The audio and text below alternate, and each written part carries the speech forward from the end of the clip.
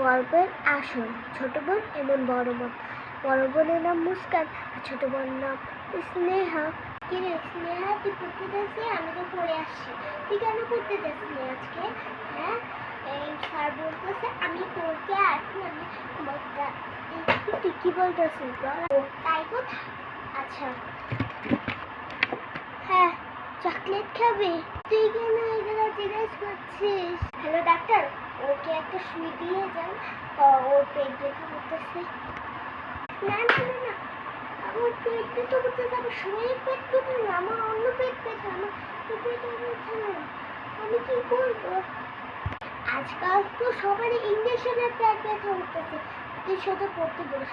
সামান্য পেটে ব্যথা, চুপচাপ করে আমি কিন্তু স্কুল দিয়ে বাড়ি করবো। তুই পড়াটা বইয়ে আনতেছি। এই যে